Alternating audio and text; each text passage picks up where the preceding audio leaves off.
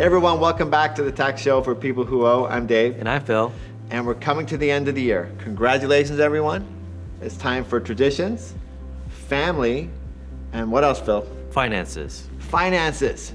The moves you make over the next few weeks could have consequences, positive or negatively, when it comes to taxes for years to come.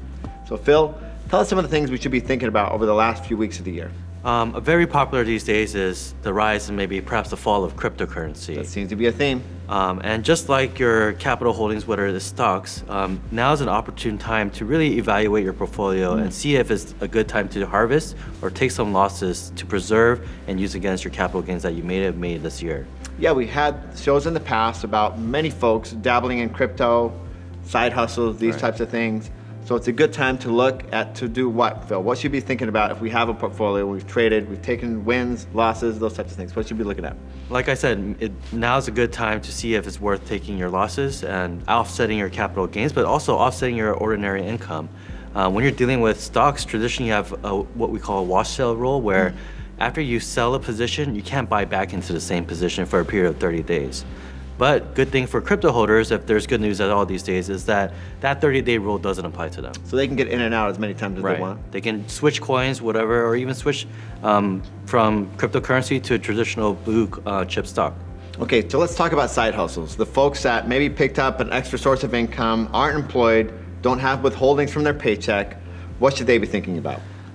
They should be thinking about making their estimated tax payments. We tell all our clients, especially those that are self-employed, that the number one reason why anybody owes the IRS is for failure to make estimated tax payments. Now, those estimated tax payments, Phil, it comes to January 1, 2023. Right. Is there any downstream impact because of that, or do I need to pay it all in 2022? You have to pay it all in 2022, and you either have to pay 100% of what's shown on your vouchers, or 90% of your actual tax, whichever is less, to avoid an additional penalty for underpayment of estimated tax payments. Okay, and going into 2023, why is it more important than ever, well, more important than 2022, to pay off tax debt and not carry a balance? Right, like we've been talking about, especially in this season where interest rates are nearly doubling. They are. And I don't see it slowing down in any foreseeable future.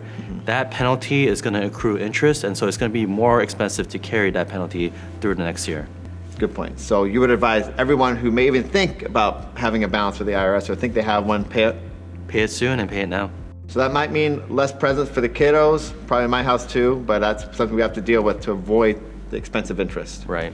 Okay, any other changes for 2022 tax season, 2023 filing season? Yeah, something a lot of people haven't been keeping their eyes out for, especially even if you're just a W-2 employee, is the reduction and the amounts of credits that are being reverted back to pre-COVID levels. So child tax credit, earned income tax credit, all of these were elevated during our most dire times of need, of course, but now are falling back. So David, last year you might have gotten a huge refund check, bigger than you expected. Now it's set expectations lower and back to normal, where you might not have that big of a refund check, or perhaps you might even owe. Good point. So that's incredibly important for you to listen to. The artificially inflated or stimulus you received in your last two tax returns for all the government assistance that was out there potentially, that's now gone away. We don't see that being extended into 2023. So we can expect lower refunds across the board, perhaps? Right. Absolutely. Well, that's great for folks who may have gotten a refund in 22, but there's still a lot of people out there who haven't even filed in 2022. Right. What should they be concerned about, Phil? They should be concerned about penalties, especially if they're expected to owe, because every month you wait, David, that's an extra 4.5%. Wow. So those penalties ramp up very quickly. Like we discussed, interest is compounding as well. So time is definitely of the essence. On the flip side of that, if you owed a refund, you still have to claim it, but that e-filing season is going to close very soon, if not has already closed, so time to act is now. Very, very important point there. E-filing closes down as the IRS recalibrates their system, ready for the new tax year. You submit a paper return to the IRS right now, you're going to be waiting a long, long time. So the IRS is getting more funding, guys. If you're behind in your tax filing obligation, if you're concerned about a tax balance, download our app and get help from Optima. We'd love to speak to you and find out what your issue is. Thanks again, everyone. That concludes the show. Phil, parting words? As usual, do something. Especially if you haven't filed. See you again, everyone. Bye-bye. Hey, everyone. Thank you for watching today. Please be sure to like and subscribe so you are up to date with all the information you need when you're taking on the IRS. And as always, Do something.